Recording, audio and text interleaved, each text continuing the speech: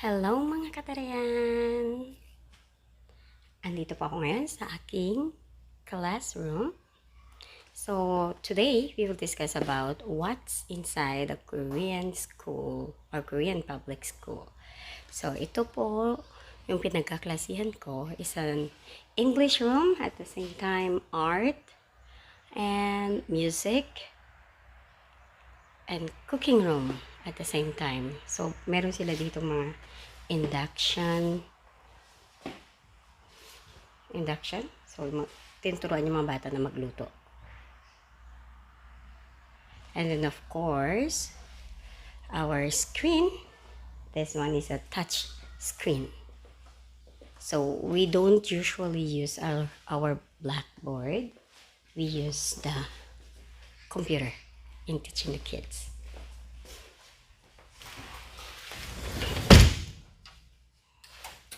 Okay, so later, I will also tour you sa mga iba pang katabing room.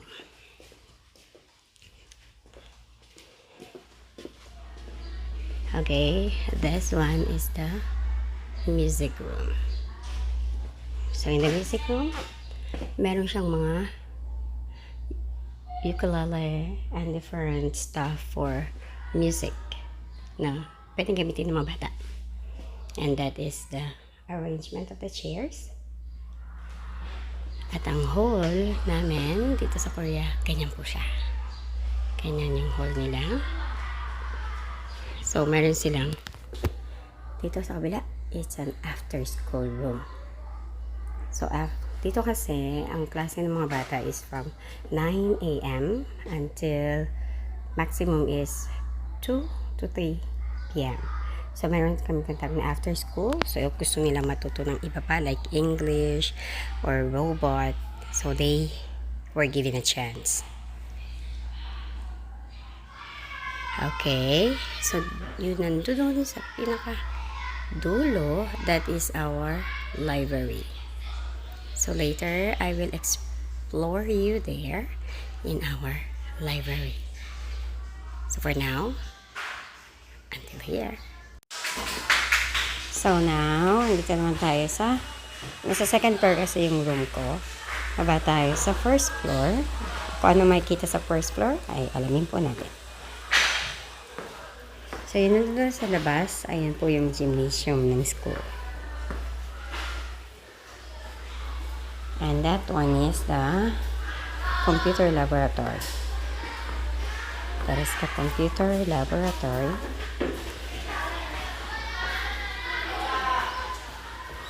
Masaya. Ne. So, dito po pasok yung mga bata. Yung shoes nila, iniiwan nila dyan. So, kailangan nila magsuot ng tinatawag na silewa or parang home sleeper. So, ayun yung computer, no? Okay, dito naman yung laboratory or science room. And then, ayan din yung laboratory with the equipment. So, pakita ko sa inyo yung women's toilet. Kung gaano siya kaganda. Ito yung women's toilet namin dito. Ayan. With the mirror, of course. At may PDA siya dito. Ayan, naka-PDA ka pa. May PDA. So, this is the restroom. Dito sa baba yung second grade and first grade rooms. Dito naman yung lunch room na tinatawag. So dito sa lunch room,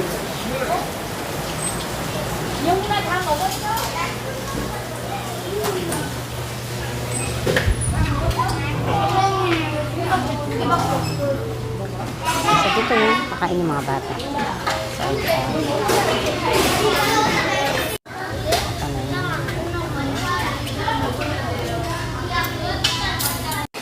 ito yung pagkain namin. So, meron siyang soup, rice, and other side dishes. The kids are enjoying the rain. It's raining.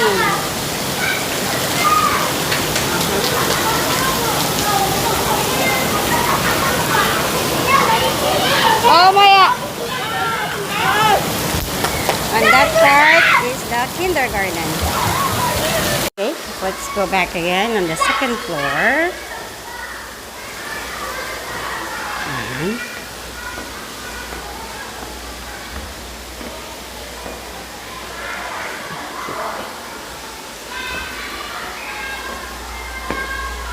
So, nung nakaraan nagpasukan, yung mga bata, pinicture ng teacher dito. So, dito naman yung 4th and 3rd grade rooms. And there is the library. So, ang ganda ng makikita mo dito yung mountains. Kaya ang lakas ng ulan, so hindi mo makikita yung mountains behind. Napaka-fresh ng school. Ang building na yan, ang pinaka-gymnasium ng school na ito. So, bukod sa gymnasium, meron din kaming, how do you say that's one? Playground ng mga bata. So, they can run and play soccer game. At tingnan niyo yung paligid. Diba? Ang ganda niya. It's very conducive to learn. Tsaka hindi siya crowded. Ayan, kita na yung background na bundok. So, ito yung sasabi ko sa inyo, yung background ng school. So, ayan kita. Yung ganda ng mountains. So, that mountain is the Begunsan Mountain or Mount Begun. Oh my God. Okay, so yung sa other part ng first floor is, of course, the faculty or the teacher's room. Diyan din yung vice principal's room. Katabi niya ang principal's room. Doon yung administrative office. And there is the nurse's room. So, ayan yung nasa first floor.